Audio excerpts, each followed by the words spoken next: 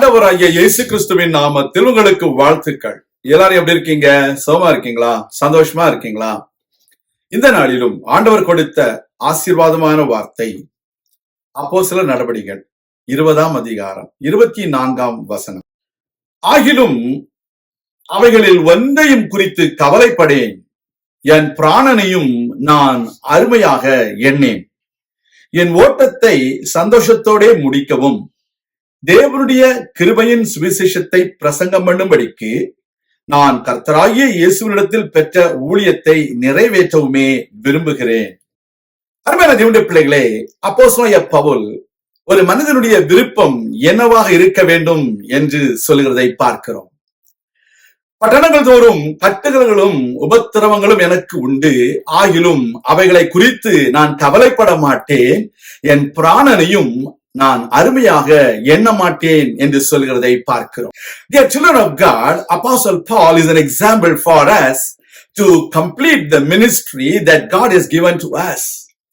He says, I will not worry about the chains or tribulations which are kept before me in every city. It is more important for us not to worry about things so that whatever the task is given to you, you will complete it successfully. And also, you need to believe that you will complete the race in a successful manner. Then only you will start. There are people, those who do not start the race because they don't believe that they will complete the race in a successful manner. But we need to understand our Lord Jesus Christ has called us. So we need to run the race believing that He is the one who helps us to do it successfully. கர்த்தருடைய பிள்ளைகளே, தேவனுடைய கிருபையின் சுவிசேஷத்தை அறிவிக்கும்படிக்கு தேவன் என்னை அழைத்திருக்கிறார், நான் அதை நிறைவேற்ற வேண்டும் என்று விரும்புகிறேன் என்று சொல்லுகிறார். What is the desire of Saint Paul? He says, the Lord has called me to preach the gospel of grace. I need to preach it completely. I want to finish my race completely. I don't want to quit in the middle.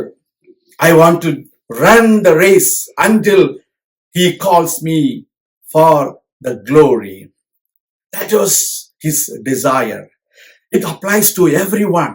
If you are called to be an officer, if you are called to be a manager, if you are called to be the boss of the company, you should not worry about the chains and the tribulations which are kept before you. You should not worry about the life that God has given to you so that you will complete the job successfully. And also, you need to believe that the Lord will help you so that you will not quit, but you will always be on the top of everyone. நம்முடைய வாழ்க்கையில தேவன் நம்மை அழைத்தார், அந்த அழைப்பை நிறைவேற்ற வேண்டும் என்றதான ஒரு விருப்பம் வேண்டும், நிறைவேற்றுகிற ஒரு அனுபவம். நம்முடைய உயிரை குறித்து நாம் கவலைப்படக்கூடாது, சந்தோஷத்தோடு நம்முடைய ஓட்டத்தை முடிக்க வேண்டும், நம்முடைய வேலையை நிறைவாக செய்து முடிக்க வேண்டும், அதுதான் நமக்கு வேண்டும். There are people, they quit in the middle, worrying about their future, worrying about their children, worrying about their life.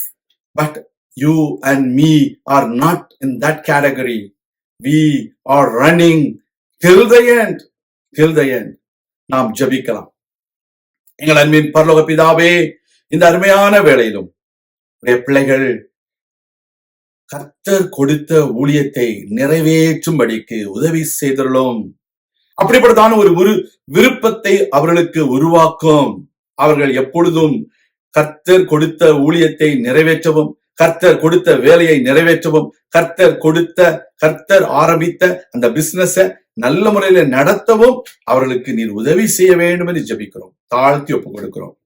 இயேசு கிறிஸ்துவின் நாமத்தில் ஜெபிக்கிறோம் எங்கள் நல்ல பிதாவே, ஆமேன். கர்த்தர் தாமே உங்களை ஆசீர்வதிப்பாராக. ஆமேன்.